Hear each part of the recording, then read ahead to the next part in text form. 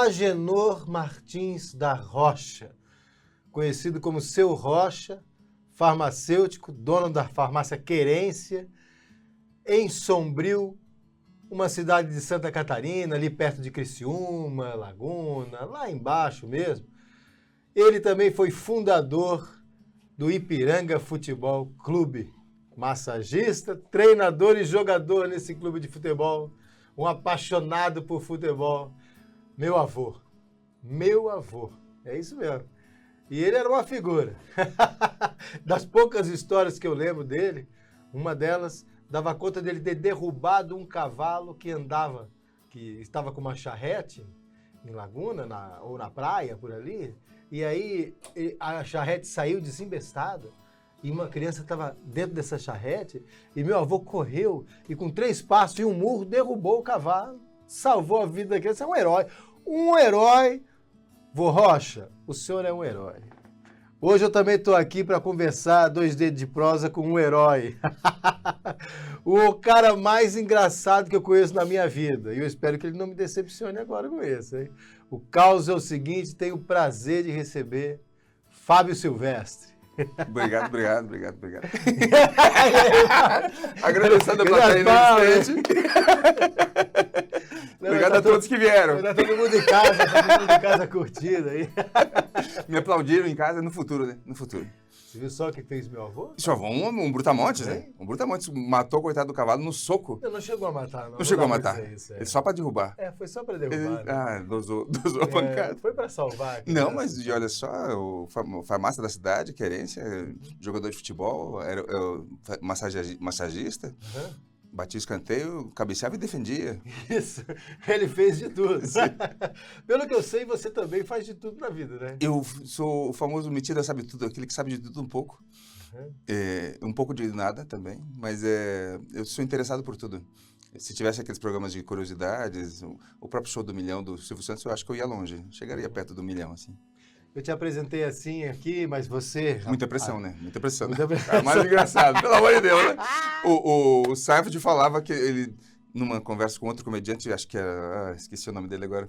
E aí ele abriu pro Seinfeld e apresentou como o comediante mais engraçado do mundo. Ele, putz, ela vida. Porque o público acabou de fazer isso aqui, né? Ah, é?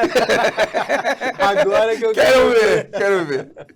Mas você, além de comediante, você começou como ator, né? Eu sempre falo... Conta um pouquinho pra gente. O pessoal tá sentado aí, tomando um café e tal. Sim, você que tá tomando um mate, assistindo, pelo amor, tem que ter um tomador de mate aí, como era meu pai, o Inho Diógenes, que acordava 5 da manhã para esquentar água e tomar um mate no fogão de lenha, todo dia, 5 da manhã. Isso em Ponta Grossa, Inho Diógenes. Uhum.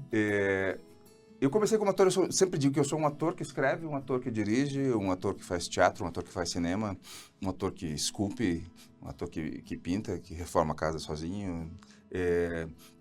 No fim do mundo, eu acho que eu me daria bem, assim, eu conseguiria me resolver. Mas, essencialmente, eu sou um ator que faz tudo isso. Digo também que eu comecei a me descobrir ator e gostar da comédia aos 8 anos, quando fiz uma bobagem qualquer, que não era qualquer besteira, a lá Igor Guimarães, né? Algo assim. E a família riu. E eu achei aquilo bom. Né? Não sou Deus, né? Deus criou a terra e achou bom. Eu fiz a minha família rir e achei aquilo bom, de verdade. E ali foi a minha primeira sementinha de... Não tinha nenhum artista na família, assim, né? Uma família de gerações, assim. E aí, acho que ali nasceu e daí, com 15, 16, 17 anos, eu fui começar a fazer teatro. E daí virei um ator. E daí fui desenvolvendo. É uma história que eu já contei um monte de vezes da primeira peça. Que eu, assistindo uma peça no Instituto de Educação em Ponta Grossa, que era reunia todas as salas da escola, chamava FETI. Cada sala apresentava uma peça todos os anos, até onde eu sei, e no final selecionava as melhores e uma ganhava. Eu assisti essa seleção final das peças e fiquei apaixonado por aquele universo de... Tem uma história acontecendo aqui na minha frente, todo mundo fica em silêncio, se eu tuço, se eu mexo na poltrona, eu interfiro lá. E era uma história pesadona, assim, que o pessoal criou, assim. Todo mundo jovem, então, todo jovem quer mudar o mundo. E, além de tudo, foi nesse primeiro teatro que eu assisti que eu dei o meu primeiro beijo da vida. Então, Várias estreias, hein? Pelo amor de Deus. Foi um bom começo. E aí, depois de conhecer o pessoal da peça que ganhou, me convidaram, como eu era de uma outra escola, do Regente Feijó, para montar uma peça na minha escola. O teatro, a contação de caso, precisa muito da mentira, né? A gente precisa mentir às vezes. Mas mentir de tal forma que convence as pessoas que aquilo é verdade. É a essência da nossa profissão. Eu fui de sala em sala dizendo que era de um grêmio da escola que não existia, dizendo que um locutor famoso da cidade ia participar, dizendo que um colunista do jornal também ia participar. Enfim, nessa mentira eu convenci umas 23 pessoas a participar do grupo. E a gente não tinha peça, só queria participar, todo mundo adorou a ideia. Eu, quando conto as coisas que eu quero e acredito, eu sou meio apaixonado. Então as pessoas, não sei o que ele está me vendendo, mas eu vou comprar. E aí a gente montou uma peça com a ajuda de um namorado de uma das meninas, o Ednilson Kowaleski, não sei por onde ele anda, nunca mais encontrei, mas ele fazia o curso que depois eu vim fazer em Curitiba, de artes cênicas, né? Porque ele fazia na PUC e eu comecei, já era FAP. Aí ele ajudava a gente nos domingos, dando uma direção geral. Procuramos peça, achamos uma que a gente não tinha noção se era difícil, a gente não tinha noção de nada em teatro. A gente encontrou no Natal, a gente veio te buscar, que era uma peça que dava para reunir todo mundo, falava de uma coisa realista que a gente tinha conhecido, era próximo, sei lá, de uma tia solteirona que ficava isolada e ninguém aparecia. Uma história triste dele, bem realista. Não Alves de Souza, que depois eu fui ser amigo no Facebook, fiquei tão feliz, assim, né? Senhor dramaturgo brasileiro. Resumindo, chegamos ao festival, ganhamos melhor espetáculo, melhor direção, melhor ator coadjuvante, ganhamos tudo, ganhamos uns 7, 8 prêmios. Eu não ganhei nenhum. Eu só ganhei uma crítica que eu tinha a voz de Caqui Marrento. Eu fazia um menino e fiz uma voz de criança, assim, né? Mas daquela turma toda eu sou o único que permaneceu. Hoje, 38 anos depois, daqui a pouco completo em 21 de agosto, sigo fazendo. E tudo começou naquele FETIL, naquele Instituto de Educação. Nunca mais voltei naquele teatro, inclusive. Acho que eu vou visitar. Tem uma veia cômica, então, que veio desde cedo aí. A veia cômica veio depois. Esse era um trabalho bem dramático, bem pesado, assim. Eu meio que co-dirigia, porque ele vinha só aos domingos, assim. Mas ela foi vindo depois. A gente fez uma peça na sequência com um diretor que era da cidade, que era a versão teatral do Marvada Carne, que a Fernanda Torres fez, do Carlos Alberto Sofredini, que era Na Carreira do Divino. E a gente saiu ali, eu fui descobrindo aos poucos. Eu fui literalmente catando cavaco até... existe talento, mas ninguém sobrevive só do talento, assim. E eu não sabia, não tinha técnica, eu ia, era assim. E eu vi muita gente, aprendi vendo gente boa. Tinha um menino que fez com a gente, o personagem principal Na Carreira do Divino era o menininho que ia fazendo as descobertas da vida da sexualidade, fazia sexo com a bananeira, aos pouquinhos, assim, era um caipira. E o menino era bom demais. Bom demais. Leia essa peça, uma dessas. Mas a gente ensaiou e o autor não liberou, né? Foi a primeira decepção do teatro, assim, que a gente ensaiou, assim, algumas semanas e todo mundo empolgado, depois de fazer aquela experiência sem ajuda nenhuma, tirando a do Ednilson, todo mundo indo aos trancos e barrancos também. A gente ia ter um diretor e começou a entender como é que funciona. E eu lembro desse menininho que era muito bom, muito melhor que eu, assim, mas não seguiu. Eu achei que era só chegar e fazer. Ele descobriu que tinha que estudar, ter uma intenção, vem de algum lugar para cá, né? Mas essa inocência deixava ele bom demais. Bom demais. Muitas pessoas não têm ideia de como que funciona o trabalho de um ator, né? De como é que isso se dá tecnicamente, né? Parece mesmo que é só chegar ali e fazer alguma coisa e tal, né? Existe todo um processo. Tem uma coisa essencial que você tem que falar como se fosse a primeira vez, embora no teatro você te apresente pela 100ª, 8ª vez, tem que sempre parecer que está saindo da tua boca aquele pensamento que você teve no momento. E você repetiu aquilo 500 vezes. Em francês, ensaio é répétition. Uma peça do Flávio de Souza que chama Repetition, que é bem interessante, brinca com isso da repetição. Porque é o modo da gente começar a deixar aquilo fácil. Eu sou um ator de teatro, essencialmente, então eu sou histriônico, eu sou para fora. Né? Quando eu vou fazer cinema, eu tenho que segurar um caminhão para dizer oi, tudo bem? Para ser pequeno, simples. Fui também, outra coisa que eu fui aprendendo aos trancos e barrancos, né? Em cada lugar que se apresenta, muda a linguagem. No teatro é uma coisa, no bar é outra coisa, no teatro gigante é outra coisa, no cinema é outra história. Então a gente tem que ir aprendendo na televisão. A primeira vez que eu fiz televisão nacional foi muito ruim. E eu fiz do mesmo jeito, eu era um sucesso, eu lotava teatros em Curitiba, assim, e fui com essa fama pro Gugu, e não aconteceu, assim, foi bem traumático. Daí, na sequência, eu fui fazer o Faustão, e quando eu fiz Faustão, tudo funcionava. Então, eu estava ao mesmo tempo fazendo o texto lá do Bigode pro Faustão, no primeiro, quem chegar lá, mas a minha cabeça estava dizendo, tá entrando, tá dando certo. Porque é como sempre aconteceu no teatro. Porque foi uma decepção bem grande, a mesma coisa que eu fazia no teatro, não funcionava, não funcionou no Gugu, mas nada. Foi assim, ué. Daí você se sente meio, opa. A vida é um eterno, sobe e desce. Isso é curioso. São linguagens, realmente, são linguagens diferentes. Teatro, cinema e tal. Agora, eu acho que o humor, ele tem alguma coisa que aproxima do teatro, assim, né? Aproxima desse lugar talvez um pouco maior, dá a possibilidade de fazer esse certo exagero e tal, que talvez você tenha encontrado isso no palco ali do Domingão, ou o tempo que você passou na Praça é Nossa e tal, fazendo personagem. Você tem que aprender. Assim, por exemplo, eu fui e fiz no Gugu, e não funcionou. Então você tem que aprender. O que deu errado? Por isso que falam, a vida e todo mundo fala que o fracasso é o melhor professor que o sucesso. Porque eu precisava entender o que deu errado ali. Eu fiz a mesma coisa. No Faustão, óbvio que eu me preparei melhor para coisas, elaborei, porque era uma coisa muito importante, podia me dar... No Gugu era só uma apresentação. Podia gerar alguma coisa, como podia não gerar nada. O Faustão estava dentro de um concurso, então aquilo ia evoluindo, ia para frente.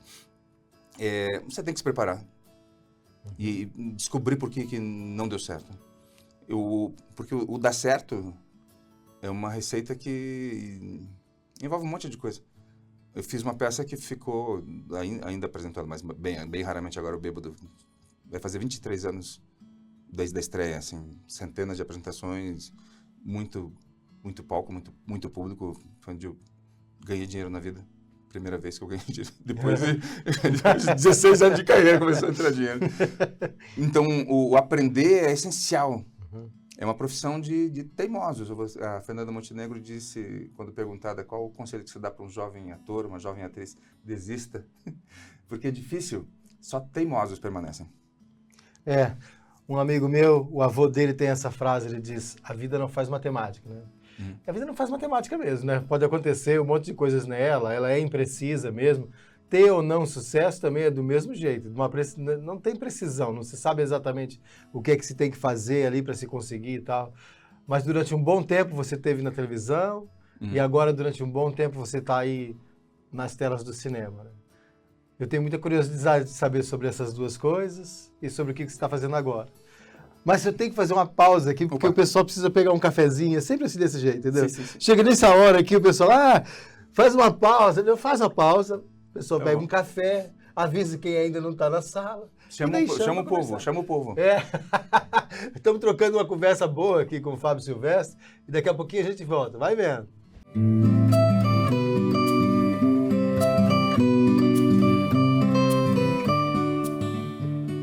Os lançamentos da Atlas chegaram para transformar a sua cozinha. Cozinha o top completa. Cooktop o top, vidro temperado, queimadores, mega e tripla chama. Chamas para mais potência na hora de cozinhar.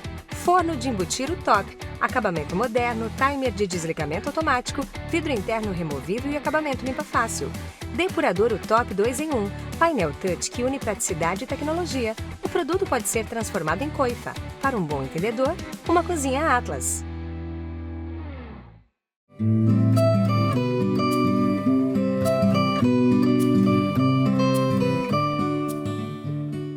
Estamos de volta, onde aqui ali? Estamos de volta com o Fábio Silvestre e conforme prometido, já que o pessoal pegou um cafezinho ali e tal para bater, eu quero saber também, a gente é curioso e eu gosto muito de ouvir histórias das pessoas, queria ouvir um pouco sobre o caos do Fábio Silvestre hoje. Como é que você está fazendo hoje? Como é que está a tua vida? Hoje eu estou mais no cinema, mas quero puxar um pouquinho da televisão, que é uma coisa legal, assim, porque para quem está assistindo, eu fiz parte da Praça Nossa por 3 anos, para quem não me conhece, fazendo um personagem chamado Bigode, um motorista que ama dirigir, mas odeia passageiro. E aí a melhor coisa da Praça Nossa é que ela não parece televisão. Literalmente, quando elogiam o SBT, que dizem que é uma TV meio família, porque realmente ela não parece. Quando eu fiz Faustão, eu tinha a sensação de estar apresentando para milhões de pessoas. Nessa época que eu apresentei, o merchandising custava R$300 mil um minuto, daquela pessoa que use isso, use aquilo, escove dente com aquilo. Era R$300 mil um minuto. Eu fiquei juntando todas as participações, quase 20 minutos. Se me pagassem dinheiro, era uma boa grana. Mas a TV tem esse peso. Envolve muito dinheiro. O SBT na praça não tinha. O meu prazer era encontrar com o Carlos Alberto, conversar com ele, ouvir as histórias dele no ensaio pré-gravação, e adorava quando ele elogiava meu texto. Um cara que escreveu para a família Trapo, escreveu para Trapalhões, escreveu para a história do humor brasileiro, né, faz parte da cultura, me elogiando, eu ficava bem feliz. Mas a melhor coisa, ainda além do banco da praça, era dividir o almoço com aquele bando de comediante popular, só falando bobagem. Tem um contador de causa, tem o mineiro que faz o deputado. Esqueci o nome dele, como é que eu esqueci o nome dele? Saulo Laranjeira. Isso. Ele é um vagabundo. Um safado, literalmente. É aquele que não dá pra confiar, não vem coisa boa dali. Então, putz, ele, o Manfrini que fazia o Paulinho Gogó, o Pioli que fazia o Eta Fuminho Bão, aquela turma toda, depois de dividir espaço com o Moacir Franco, que já foi o maior homem da TV brasileira, fazia de tudo, um showman, apresentava, cantava, fazia tudo, era dono de tudo nos anos 70. Foi espetacular nesse sentido. E foi diferente do que é a televisão. Qualquer outro programa, fiz Multishow também, fiz Fox, é um outro peso. Ali você joga mais em casa, parece que está jogando no campo de terra, na Praça Nossa, isso é bacana. E o cinema é algo mais recente para mim, que eu sempre sonhei, desde criança. Eu sou do tempo que a televisão fechava lá por 1, 2 horas da manhã, e eu criança, ainda assistia, até fazer tsh. E adorava ver aqueles filmes. Vi filme que não devia ter visto com 9 anos assim, né? Mas eu adorava ver. E tinha vontade de fazer aquilo. Um dos sonhos que eu realizei no cinema, há 2 anos eu fiz Estômago 2, fazendo um mafioso, né? Um siciliano, e falando um pó de italiano, da Sicília. E aí, é um pouco aquele moleque que assistiu o Poderoso Chefão na Globo de madrugada, que se realiza ali. Eu estou filmando agora, nesse momento, acabei de fazer a última cena do A Arte do Roubo, o filme do Marco Jorge. Eu não consigo reclamar das coisas, porque é tão raro fazer um filme. A gente sabe, no Brasil, embora Curitiba tá um fenômeno esse final de ano de 2025, com o Arte do Roubo, vão ser 6 filmes rodados aqui até o final do ano. É muita coisa, a gente nunca teve isso. Mas é um sonho. Mas o fazer, e como eu disse, você tem que ir aprendendo. Eu tive algumas escolas. A mais importante delas foi a Irmandade, que é uma série da Netflix, que eu fazia Eu duro que no cinema me chamam mais para fazer drama do que para fazer comédia, mas ainda vou chegar a protagonizar uma comédia, tenho certeza. Eu fazia um carcereiro, e eu sou muito concentrado, como é uma coisa de sonho, todo mundo está brincando, eu estou... Vamos começar. Muito. Não chego a ser, não antipático, mas eu estou focado naquilo ali. E aí tinha uma cena que era a mais difícil de todas do carcereiro, que eu era o cara que descia o sarrafo no Seu Jorge, batia em todo mundo, tinha um TACAP escrito Direitos Humanos, um brutamonte, ignorante mesmo, assim. Então, quando tem uma rebelião e pegam ele, vão moer. Nessa cena eu estou todo mijado, sangrando, preso numa grade de cela, e eles vêm para me bater, quase matar, não matam ali, dando spoiler já. Então me preparei muito, 1 hora antes, puxando tudo que eu tinha de ruim, putz, que desespero, minha vida é uma merda, chorando, Veio gente da assistente, tá tudo bem, Fábio? Não, tá tudo bem pro personagem. Daqui a pouco veio mais um, tá tudo bem, Fábio? Tá tudo bem, porque eu ficava ali, quase um indígena, né? Aí veio a produtora executiva. Se tem alguém importante no set de cinema, é a produtora executiva ou o produtor, porque é o cara do dinheiro que decide, vamos comprar umas 50 mil paçoca. É essa pessoa que decide tudo. Não, corta aquele ator, não quero aquele ator, quero outro. É esse cara, ele é muito poderoso. Aí veio a produtora, não vou dizer o nome, mas ela disse, tá tudo bem, Fábio? Não, tudo bem, é só pra cena.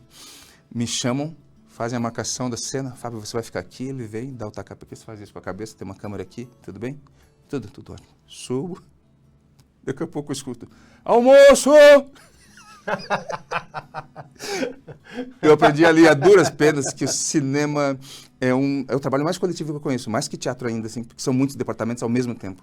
Você é uma uma partícula, um parafusinho ali, uma porquinha que vai servir para todos, até que você seja um mega ator. Aí vão te esperar. Então, nesse processo, eu aprendi que quando tiver uma outra cena tão difícil como essa, em vez de 1 hora de preparação, tem que resolver isso em 10 minutos, 5 minutos.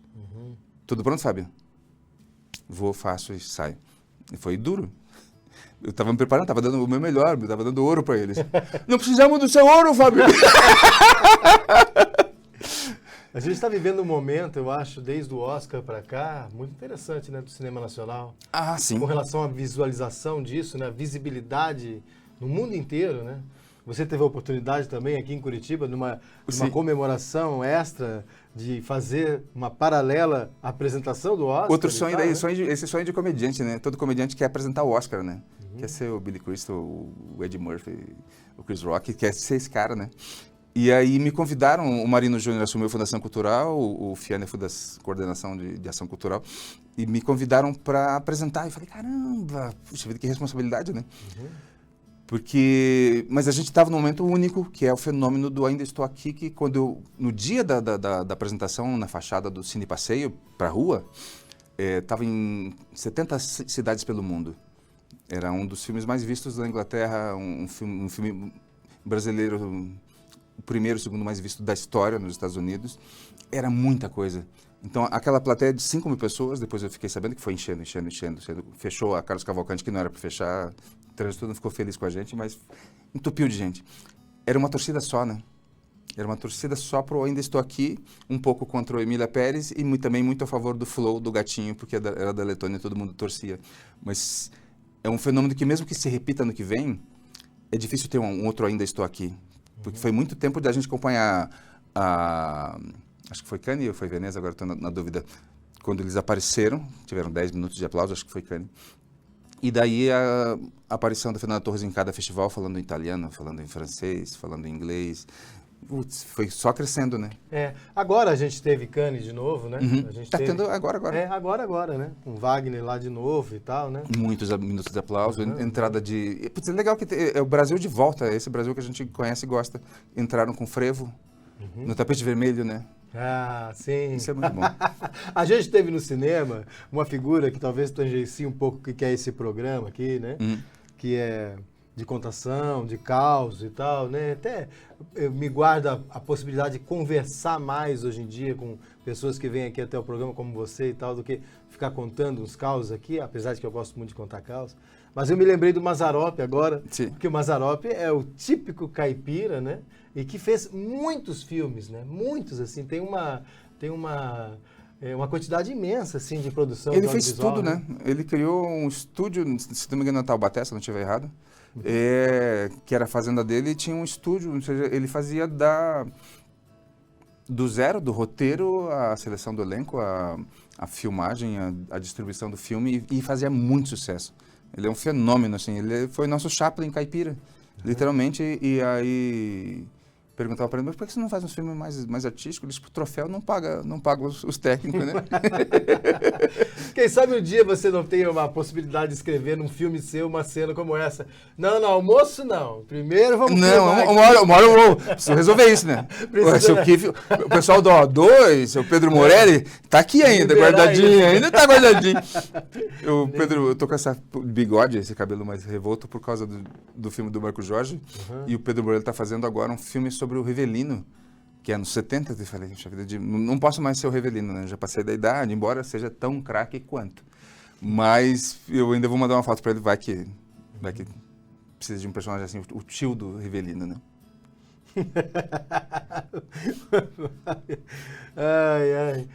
Eu acho que sim, acho que é a possibilidade de você fazer outros filmes aí, inclusive eu torço por isso, que você escreva. Você tem personagens assim como o Bisinelli, por exemplo, que você não mencionou aqui? Sim. Mas que são personagens que dariam um filme com certeza. Tem 30 personagens. O Bisinelli um dia ainda vira filme, para quem não sabe, é um detetive, ele tem 30 anos de carreira e nunca solucionou um caso, né? Antes ele tinha sido boxer, teve 38 lutas, um cartel perfeito, 38 derrotas. Os apostadores fizeram ele parar de jogar, né? Porque ninguém apostava mais nele. Então, meu universo, assim como de algum modo o Mazzaropi escrevia só para o universo caipira dele, meu universo por ter me formado aqui, é muito Curitiba. Meus personagens circulam muito por aqui, assim. Assim como o Dalton Trevisan escreveu sobre a cidade, seus personagens, assim. Eu me apaixonei por esse lugar. Sou de Ponta Grossa, tenho o maior orgulho de lá. Eu achava que não gostava de Ponta Grossa, conversando com o Bennett, que é um cartunista da Folha, maravilhoso também de Ponta Grossa. A gente foi descobrindo no meio da conversa que adorava Ponta Grossa, relembrando um monte de coisinha pequena, desde, para quem é de Ponta Grossa estiver assistindo, não sei se ainda tem, tinha uma chácara dos Madalosso, que você ia lá, comia uva de monte para depois levar para casa. Levava vinho, eu criança, e era um lugar lindo. Era muito legal, assim, foi uma boa lembrança de lá. Muito bem. Gente, tá bom demais. Mas a gente precisa... É curtinho, passa rápido, né? Passa rapidinho. Passa rápido, né? Não contei, uma boa conversa ainda. Não contei nem das minhas peripécias sexuais, que são... Ainda bem, vamos guardar, vamos guardar isso para atrás das câmeras aí. Obrigado por você ter acompanhado esse papo aqui com a gente, viu? O Caos é o seguinte, volta com outras conversas muito boas como essa aqui. Bom café para todo mundo aí. Obrigado. E daqui a pouco a gente se vê. Obrigado, Vai vendo. Obrigado a todos. Obrigado, Richard, pelo espaço. Que é isso.